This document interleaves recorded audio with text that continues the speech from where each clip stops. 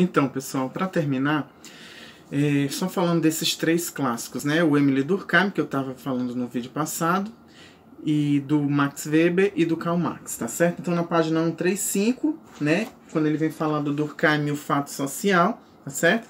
Ele vem falar que a teoria do Durkheim vai se estruturar em três conceitos: coesão, divisão do trabalho, tá certo? E fato social. Coesão é a integração moral da sociedade. Quanto mais se respeita as regras, as normas, os valores, supõe-se que essa sociedade seja mais unida e tenha menos conflitos e violências. A divisão do trabalho social é aquele conceito que o Durkheim vai falar, que quanto mais desenvolvida a sociedade, mais ela vai se especializando em relações de trabalho. Ela passa de uma sociedade mecânica, onde os comportamentos são assemelhados, as funções do trabalho não são tão divididas, né, para uma sociedade cada vez mais especializada, orgânica, onde um indivíduo depende do outro.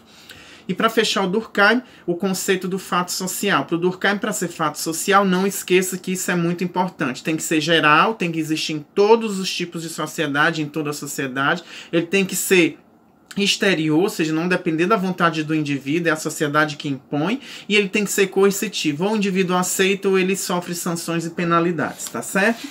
E aí ele vai assinalar com esses conceitos a dimensão da interdependência funcional, tá certo? Que tem essa definição aqui na página 137, o que é a interdependência funcional de acordo com o Émile Durkheim, tá certo?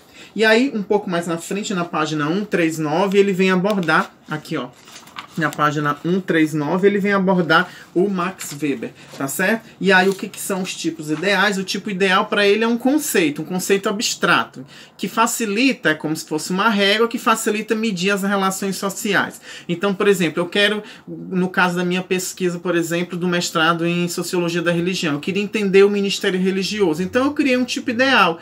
Já que era a Igreja do Ministério Assembleia de Deus Canaã, então eu queria entender como era que os canaanenses, que era esse tipo ideal de pessoas que frequentavam essa igreja, como é que eles se comportavam, como eram as relações desses. Então, os cananenses, que frequentavam a igreja de Canaã, né, da Assembleia de Deus Canaã, né, os cananenses seriam os meus tipos ideais. Então, de certa forma, eu conseguiria medir que tipo ideal, que pessoas, que tipo de relações são essas a partir da criação desse conceito. Certo? Outra coisa interessante do Max Weber é o conceito de ação social. O que seria ação social? Ação social é, segundo Max Weber, é uma ação dotada de sentido, né? Então, para que eu possa ter determinada atitude, cometer determinada ação, essa ação tem que fazer sentido para mim. Ou seja, eu tenho que subjetivamente ter sido afetado e eu atribuir sentido a essa ação, certo? E aí ele vai criar 4 tipos sociais de ação social. A ação social é racional com relação a fins, ou seja, eu ajo de acordo com os objetivos que eu quero alcançar. Racional com relação a fins, a objetivos. Tem a racional com relação a valores, ela, né, digamos assim, ela não é nada objetiva, ela se guia por valores, mesmo que sejam valores injustificáveis.